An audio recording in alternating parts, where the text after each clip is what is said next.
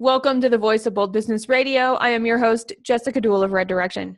All of us have too many high priorities. How we work with them, what we do, and the reactions that we get, and really ultimately the benefit or detriment to our business is what we forget about. I talk with Jennifer Goldman today, who is the founder of My Virtual COO and has 25 years of experience helping businesses optimize the use of technology and people to improve productivity, profitability, and the client experience. When we come back, you're going to hear her answer the question, how do you determine and select company-level high-priority initiatives for your 1- and 3-year business development plan? Welcome to the Voice of Bold Business, the show that provides everything smart leaders need to evaluate situations, build relationships, and create solutions. Jessica Dewell candidly talks about the skills necessary to build tenacity and do more with less. And now, here's Jessica. Okay, so we're going to jump right in, and I'm going to ask you, how do you determine and select company priorities for and initiatives for your 1- and 3-year business plans? After being in business long enough, you just make a mental calculation about what you're doing, right? It becomes a habit and natural. I put marketing at the top because my company is a non-recurring revenue business model. Mm-hmm. So for me, it's always about getting the word out, always about talking to people and connecting with people. So that's why it's a priority for me. And that's why it goes to the top, because I've learned by failing. The minute I ease off on that and take a break, I see the effects 6 to 9 months later. It is absolutely something I can measure. So I did that twice because I wanted to take a break. The priority sorting is what keeps the business moving along, evolving, and where I know I can't let up. Those become the top priorities. And I love that you know that marketing is the biggest piece. How did you figure out what you needed to prioritize within marketing to be the thing that you do that drives new business? I would like to say after 11 years in business and being a part of businesses that I have it right. But the caveat is every year I do look at my master marketing plan and really reprioritize the pieces within. So for example, you and I would agree. It's face-to-face networking, it's speaking, it's blogging, it's social media, it's email drip. There are so many facets of it. I actually redefined the sub-priority within marketing of all the pieces at probably 3 to 4 months before the beginning of the next, what I consider to be business cycle or year. And so then the question is, how do I do that? You look back, you see what worked and didn't. You frankly look at thought leaders in the industries that you're in that maybe have similar business models to you and see what they're doing or starting to do. And then you take a leap of faith and say, my gut tells me that this year will be more video. We talked about this before, that I didn't do video 9 months ago. And I could see a trend. I saw a couple of people that I follow doing it. You're a big advocate of it, right? I thought this is something I want to try. And if I fail, it's a few videos out there that I can't raise, but I put that at the top of the marketing plan. So I think, unfortunately, I can't say there's one answer. The priority is you have to really sit back. You have to look, do a little research, know what worked. And then there's a little bit of a leap of faith. I love that you're talking about a leap of faith because it does not matter how much research there is. It does not matter how much data there is that we can get and look at. We can get stuck there. And at some point, taking that action and going, okay, I'm going to make a choice. Yes. And I think that's actually the hardest thing. When we're talking about priorities, it's easy to think and think and think and think. And it's easy to look and look and look and look. Right. You know, and I'm going to say this because I know every single person I have ever worked with, the tens of thousands of companies and business owners, they've all said, my business is different. Yes. Every single one of them. So I'm going to say it here, because my business is different, why would I even consider just looking for the right off-the-shelf proven system for my marketing or my technology when we are also different? I would even go one step further to say it's our unique selling positioning, our proposal, our USP that when we're looking at helps us filter out stuff that's not going to work, or maybe the pieces of something that will not work for us, and be willing to make the choice to let them go. Yes. I'll give a very specific example. I met with somebody that I think is an absolute thought leader and I've admired for years in the industry. And just like you, she's like, oh, you could do so many things with your business, right? You need to write a book. I've been told this probably for 5 years in a row by people I respect, admire, who have done very well. And why do I say no as putting that on my priority list? It's not even on my priority list because it's not a match to what I'm passionate about. I just can't see myself doing it. And I've really soul searched to take it off my priority list. I've had to set the ego aside and say, yes, maybe it's good for the business, but I have really thought about it and it's a no. Taking things off the priority list is liberating, and it frees up the energy for the other things that I will go with a gusto at. And I found that has been something I've learned in the last year and a half. When you are exploring what to take off the list, are there common feelings and responses that you have to deal with? My gut hurting, literally. Feelings, overwhelmed. You know, that reaction of somebody gives you an idea and you think, if you're like me, of the 20 steps you have to go through to produce it. It's that analysis paralysis, right? That we go through, and most business owners do it. Yeah, I would say it's the gut, a little bit of the analysis paralysis. And then there's that voice that says, okay, enough. It's enough. You've given it enough time to think about it. Now step away. Everybody, I don't know if you're catching this and everything that Jennifer says, but there's a structure behind everything that she does. And thank you. I love to know it. So do tell, because it doesn't feel structured. You do. You naturally think that way. And it comes from the experience and that you're working with efficiency in businesses. So you're always looking for that. Taking things off the list, even having just some sort of a structure. I mean, this concept of practicing saying no is not enough for most people. It is not enough for me. Just saying no does not help me make the choice because I get in my own way and I'm stuck with this guilt. I actually have guilt. People that I love and respect and care about and honor their opinions to help me develop my business are telling me, and I'm like, not going to work. I'm like, no, hiding in the corner, right? Yeah. So what I heard you say was just you recognize, here are the things that show up. Yes. And by the way, this is what it's going to take. And sometimes it's not being able to have the time to allocate to all of the steps for production, which I love that you said is recognizing, well, what's it going to take to actually do that? So if I say yes to it, okay. And then because I love that big picture stuff. Okay, if I say yes to something, which by the way, we're in the same boat about writing a book. I have everybody's the same way. And I'm like, I'm sure I have a lot to say. It's not my mode of communication. And I have no desire to do what it takes to use that book as a marketing piece. I like to do a whole bunch of other things like this. Yeah. Right? Do what you're passionate about. Exactly. Yeah. And not everybody is going to be able to do what we're doing here and use video and have these conversations. That's right. And put in the time. Do you have that squirrel syndrome, shiny object syndrome? You know, because we work with so many firms that have it, I think I have it less than I did. I do get a little bit excited, but see, the thing with us is the minute I see it, then I think about all the things I would need to do to make that come alive and work and be adopted. And I'm not talking about technology, just anything, right? It goes back to this idea. Somebody presents an idea, you respect them, you think, well, I should do it. Okay. Is that a shiny object? Is a book, an ebook, a shiny object? Yes, it could be. I literally have to write down the reasons, what it would take to do it. What are the reasons for not doing it?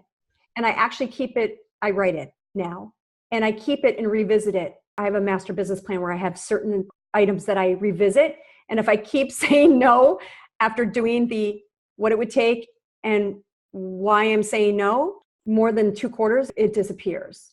That's the only way I get rid of the shiny object, because it is shiny.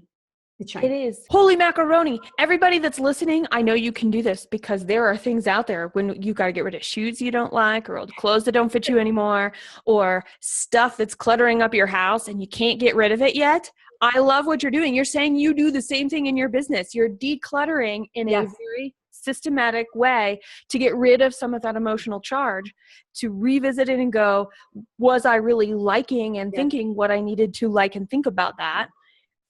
Oh, and let it fall off. But no regrets, right? Yeah. The idea is you see a shiny object and you think you want it, and let's say you don't go for it and you quickly dismiss it, you always come back to it. You always think, maybe I missed out on something, especially if somebody you respect and admire brings it up again. Yeah. Oh, guys. Okay. I actually think that's like the whole nugget of the show. Everything else is only going to get better from here, and it's already been great. So keep that in mind. And one of the things I really like that you said, you write it down, and you write things down as you go. It's not a document that you've written and you just go look at and you do stuff with it. This is actually a living document. Your business plan is a living document, so you can put things in and move things around and be able to adjust along the way. That's got to be so helpful in terms of keeping priorities straight. The hurdle I have found as a business owner is writing it down. Yes. Yes. Write it down. Writing it down. We just don't do enough of that sometimes. And not writing it down for hours. Writing it down, walking away. I love that. That's right. It doesn't have to be a novel. It doesn't have to be a complete proposal. It doesn't have to be. I love bullet pointed and underlined and bold printed. Exactly. No, having a format where it doesn't let you. Thank you. Right. So I have an outline. That we did. That's right. Our show outline. Okay. Right. So this is my show outline, and I write all over it. And at the end of this, I take a picture of it. And I put it in my program so I can have everything that I need, and I have our notes, and then I actually type up different notes to do something with afterwards that are published. There's a system. The system is know what you got to do. Write it down where you're going to put it. There are a ton of apps out there that you could just do stuff like that in. Another thing I learned, I was asked to write a business plan 10 years ago. And I basically said to the person, give me a template. And the answer was, why? And I said, because if you just give me a blank Word document, I'm going to get stuck in just creating the standard, just the outline of what it should be. There's so many resources to take that 1 or 2 page template. Saves you an enormous amount of time and aggravation over multiple years. And so you're consistent. How often have you changed your business plan template? I haven't changed it in 5 years. Longevity. It's useful. But it works, right? You've been in business for 11 years. You haven't changed it for 5 years. So it's not like you're going to do this until the death of you or the death of the company or to the detriment. It's I'm doing it while it works. That's right. And when it doesn't work, again, table it, revisit it, research something else, and then let it go. It's a priority. No longer, let it go. How do you know when it's time to consider to change something? When you find it too grueling to update. Grueling meaning the benefits are not as great as the effort in updating it. So when I update my plan, it feels liberating because I'm getting out of my head and onto paper, or I'm making decisions. I'm moving things along the priority list or off or whatever, right? The minute I don't feel it's liberating, it's more beneficial than it is the work, then I need to change. I've just been lucky not to have to feel that way in 5 years. Ladies and gentlemen, you are listening to the Voice of Bold Business Radio, where I am speaking with Jennifer Goldman, and we are talking about having too many high priorities. People are like, oh my gosh, she's got this document, and oh my gosh, she actually uses this document, and now I'm 0 for 2 in terms of what Jennifer does. And realistically, then my biggest thing that I deal with, and I cannot wait to hear how you handle this, not only in your own business, but for your clients, is that they're like, but if I set my initiatives, what if something comes up that is just too good? It's just too good to pass up. What's your response to that? The right response would be to put it on the priority list and then revisit it in 3 months. Okay, let me be more realistic. Before we get into realistic, because now we're getting into, is it urgent and necessary, or is it just urgent to be urgent? The fact is it urgent? Let's say as a business owner, you are asked to speak, and you have to speak in 8 different places over 6 months, and you have 1 week to make that decision. Listen, the deadline is the deadline. Great for me to say, put it on the plan. Should you look at the plan and look at all your priorities and major initiatives and probably do a 5 or 10 minute gut check and say, is this going to crush my top 3 priorities? Yes, you should. For some of us who have visited our plan, we know our top 3 priorities without opening the plan, but it doesn't hurt to open it and say, is this going to hurt those 3? And if the answer is no, it goes to the top of the current priority list because you have a deadline. There are a lot of different matrices, this urgent, not urgent, crisis, not crisis matrix, right? One of them is the Eisenhower method. Are you familiar with that one? I am not. It's basically that. Is it urgent and in a crisis? Is it urgent but not, or is it important but not urgent? Those 4, what's the third one? Not important but urgent. and then things like not important and not important and not urgent. Okay. Yeah. So those are the 4 quadrants, and people call them different things. I was looking at this, and this was something that I know Eisenhower did, and being a little bit of a biography buff, I went and I looked it up this morning to make sure I would get it right while we were talking. And I'll link to the article that I used to find that in here. But this concept of urgent and important, I think we need to define urgent and important. And how would you? What's urgent? What's important? I guess my first reaction is urgent is usually something you can do quickly and soon with not a lot of follow-up, versus important is you might need to do it soon, but it is important for a long period of time. Why am I saying that though? I guess I'm just using the words. Urgent is if you don't do it, someone will, it's always about people first. Someone will get hurt. Someone will not be able to put food on the table, maybe revenue. Somebody will be seriously offended by you burning a bridge. Like, urgent is about how it affects the people. Important is, I think, something that doesn't need to be done today, right? And has to be top of mind for a period of time. When we get into our own psychology and where as leaders we get in our own way, if we're worried about burning a bridge, we're thinking about it down the road. We might be thinking about it too far down the road, because we also have to weigh in, well, are we really burning a bridge, or is this just our reaction to it? And how do we show up and do the best we can, because we've got to deal with this difficult situation, and difficult situations usually involve communication and emotions. Well, if I can use a cliche, right? When you think something's urgent, most people are not doing heart surgery with a knife in their hand. I've learned sleep on it before you respond. Yes. Think about it before you do. I'm not great at that. I'm very quick start, as I would classify myself. But I do think with anything that you feel is urgent, your gut feels that, and you can't recreate that. But you've got to take a step back and a breath and remember, unless you have a knife in your hand and you're on somebody's heart or their life is in your hands, it's probably not as urgent as you think. And so take a step back and decide, why are you saying that it's urgent? And that's the difference between, to me, urgency and importance. It's easy to get into this pattern of I'm in response mode. Everything is urgent. Everything is urgent. And nothing is important. We're fighting fires all the time. Somebody just raised our rates. Oh, this customer is really upset. Oh, we're having a lot of these technology, whatever it is. Our customer service just spiked. What just happened in our product or our service? Right. All of these things, and none of those have an immediate answer. Zero, yet we try. That's right. And sometimes when we try and we make it urgent, we fuel our own fires going forward, and we're planting them behind us, where we're trying to come with a fire hose or a fire extinguisher, and we're actually leaving little ones behind us as we go. Right. I mean, listen, at the end of the day, I try, and I'm an owner.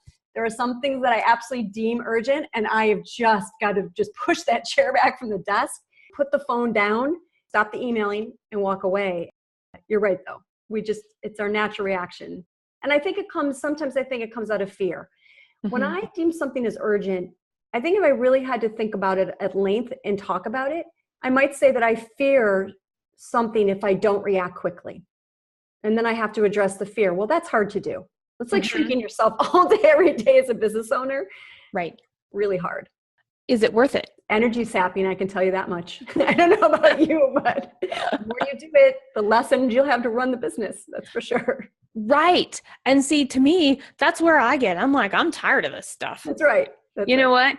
I'm so tired of this stuff. I'm going to go back to my fire analogy.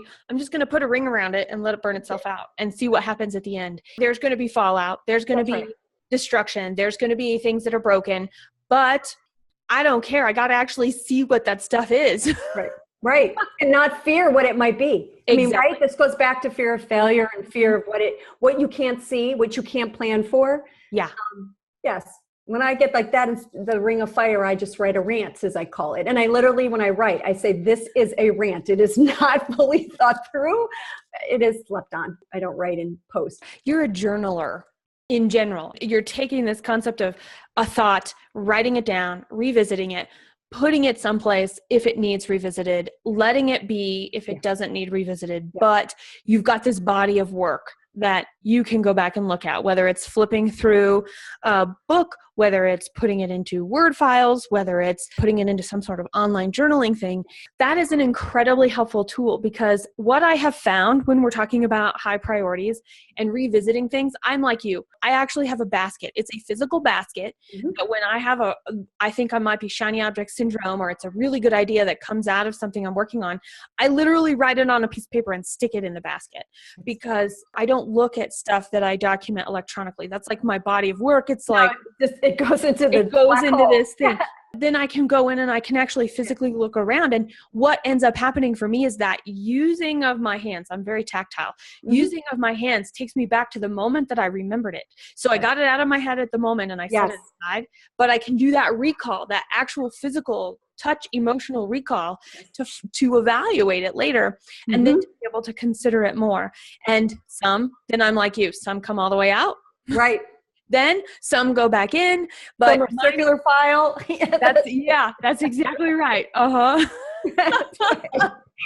it's good to have those, because that's how I deal with not only the concept of, is it urgent and is it important? Yes. But it's not the right time. Yes. Or I don't know anything else about it. Yeah. This just caught my eye. And like you, I'm a quick start. Yeah. And I'm such a quick start that I can start like 5 new projects in a day, come back the next day, have ready for 5 more. And then I'm like, bored is not the right word. No. Uninterested is a better word, because there are too many other cool ideas to explore. Yes. Right? Yes. And I actually plan time every single week. I call it my thinking time. Yep. And that's where I get to do that stuff. That's where I go through my basket of stuff. Yep. And it is whatever comes up, because what I find through a regular practice of that thinking time, that thoughtfulness, it really is a creative time. It's almost dreaming. What do I want to do next for my business? What do my employees need? What problems are we facing? Yeah. And what might these creative solutions be, using stuff that caught my attention? Because that will usually, I find, great potential solutions to talk with my team about when I have taken the time to actually think about it and realize, here are our top 3 initiatives for this year. Here are the things that we're trying to accomplish. Here are the projects that we're currently in. And oh, by the way, I'm going to just throw this great big new thing into the mix, which isn't necessarily a good idea. But if it fits into all of that stuff, I've taken the time to actually think about it, and I'm not throwing up ideas all the time, because that becomes a fire hose, and that in itself becomes a place of avoidance of understanding and sticking to longer term priorities that are important, that have that lasting impact. That need time to breathe. Yeah. And they need time to marinate and simmer so that they actually can come to fruition. I mean, we're in this world where everything is happening at rocket speed. And when we flip ourselves around and we do an initiative with the business, we are starting to expect the return to be rocket. And it is not. It's not. I waste more time if I go after the shiny objects or make everything urgent than I would to take a breath. More time and money. Let's just be frank, right? Yeah. So it's more time, money, and I always throw energy in, because, that's a big thing for me. I will say this. I wasn't like that. I've evolved, and I'm sure you have, because that's what a good business owner does, right? And you kind of have to change your own habits. So can I say that 10 years ago I had that 2-page business plan template? Absolutely not. And did I do this? No. And I still have to evolve. Like, that is the one thing you have to be okay with as an owner, is evolving and realizing that, no, you're not to blame. That's how you used to do things, but you can change. And if you give it a chance, like what you talk about with the sticky notes, you will see the benefits, but it takes time. And then you get hooked on it. Then it becomes a permanent habit that you don't change. And yes, I love that you brought up habits, specifically because habits are just a group of our soft skills that we package together in a particular way to do a particular thing. And we don't give enough credit to what we do naturally. And we spend too much time and become defined by those things that actually limit us, the places where we're not. You're right. In a world where our use of an object, our use of a service, our use of a conversation, our intention around all of those things is not as instantaneous as the use of it at the end. All of the best things, the lasting things, the most profitable things for businesses are the ones that take a really long time to build and execute. So the person on the other side, the vendor, the customer, the partner, the audience, whomever it might be, has this amazing experience, and it's instantaneous for them. Yes. We have to remember, as business owners, it's never instantaneous, because you mentioned it, the production of the thing. everything we do in business, the setup, the thought, the plan, the reflection is part of the production. Yes. I mean, each show that we do for Voice of Bold Business takes 5 people and at least 10 hours total time to do, maybe even longer, depending on the type of show and what's going on. When you listen to it, it sounds great and amazing. And you see Scott's work, and you see Amanda's work, and you see Michelle's work, and you see my work, and we see your work as the person that has joined us on this. And it's pretty amazing to really dissect that and go, man, it takes a long time to make something just like this. And we forget that today, because that instant gratification that we experience when we are using different things and going to the store and thinking about things. And I mean, right before the show, you're on Amazon. We were having a conversation and learning. You're on it, right? Instant gratification. But think about all of the people and all of the time that made that particular thing so quick. Listen, business owners watch other business owners. Yes. And we see what they do, right? And we go, that is great. It's instant for us as the receiver of it. Yeah. So we turn around and think, well, as the deliverer or as the doer, that should also be instantaneous. And what we learn over time, or maybe we're lucky enough to have a parent that was a business owner or something with a similar business model, we go, wow, this takes a lot more time to do it right and make it permanent and make it adopted or believed in. And then we start to beat ourselves over the head, thinking it should be faster, it should be quicker, it should cost less, it should be less energy. And this is where owners just run themselves into the ground. It's sad, but it is what it is. And I think the whole point is find your tools and find a way to operate that jives with your natural ability and what is natural to you, and run with that. Stop second guessing and thinking that's wrong. If it works, use it. I'm thinking about my team. I'm thinking about when I became part of a larger organization. I was leading 10, and then I became part of a 500-person organization when they acquired me. The skills are very different in those scenarios, but the basis is the same. What am I going to get out of it? Am I willing to invest the time? And can I talk about it and communicate it along the way so that everybody else that's looking at me going, why are you spending your time and energy on this, will understand and start to get that the time commitment is a really important factor, and that nothing is instantaneous, even within an organization.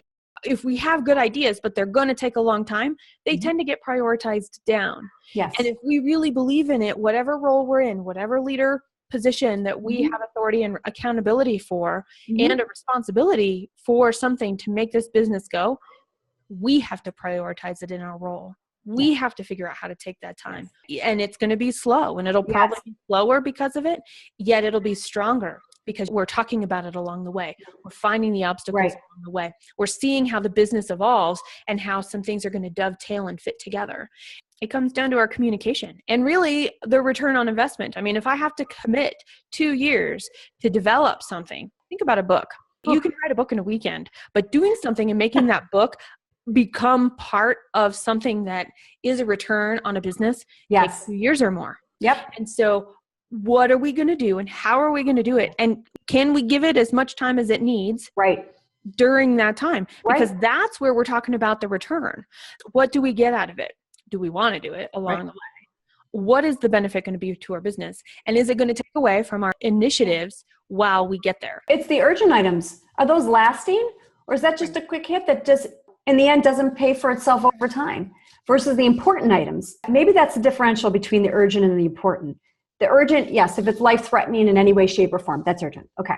But in the end, it's the important items that are probably the long-lasting that will pay themselves back 10, 20-fold. You just have to see that. And how you see it is Post-it notes, whiteboards, paper, coaches, whatever, right? Last question. How do you stay on track?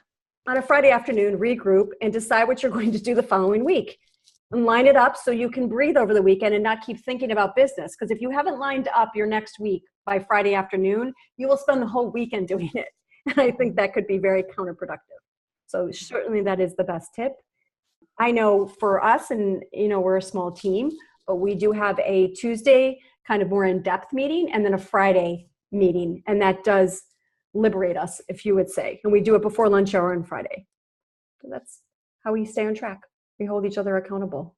Now, that's a tough one if you're a one-man band with no executive strategist. a coach or anyone else. By the way, is where we really come in handy, me and Jennifer. Without being able to be an advisor, look at processes, hold you accountable, things like that. Absolutely. Bring you back to where you need to be focused. That's what you do, right? Isn't that the essence of what you do? And it's crucial. I've never lived without a you, to be honest. I've always had, at least, you can call them what you want. I had an accountability person that was always there, calling me back to basics. So. Talking with Jennifer Goldman set off so many creative ideas in my brain for her, for me, for you, for the show, for all of the clients I'm currently working with. And so bringing that back down and really digging in and going, what is urgent? What is important? How does this fit with my initiatives? And being realistic about the time frame, the setup, the investment of energy and money and time that it will take to take an idea so that once it is consumed by your ideal client, by the people who want to buy your product, that it's instant, it's immediate, and they see the benefits. There's a juxtaposition there that we face and we forget about when we're working on our development plans. And we really are talking about business plans. We're talking about going back and looking at them. We're talking about filtering things. Can we do something new? And does it fit into what I already have planned for the next chunk of time? From what makes a high priority to how to take things off of our list, to having a standard and what that process looks like, to actually this concept of urgent and important and the matrix around it, and how to make it permanent. All those things matter. All right, you've listened. You're going to find all the program notes at voiceofboldbusiness.com/P71. That is voiceofboldbusiness.com/P for program 71. You can also search Too Many High Priorities. Your experiences and beliefs define what it means to be a leader today. I have to really admit, do you look at the initiatives set by your organization in the role that you are in, and have you as a leader, owner, a founder, a CEO, or even the chairman of the board of directors actually looked at that on a regular basis? How much of a habit is that? It indicates whether or not we stay on track with our goals during the year, these initiatives, this plan, being able to reference back to it. And so now I want to hear from you as you're defining what it means to be a leader today. What do you do to set high priorities and keep them? Subscribe at thevoiceofboldbusiness.com and get more information, program notes, and past episodes. Bold leaders approach each situation and focus on action to achieve a higher level of leadership. Jessica Dewell, your business advocate, is the host of the Voice of Bold Business Radio. Thank you for joining us.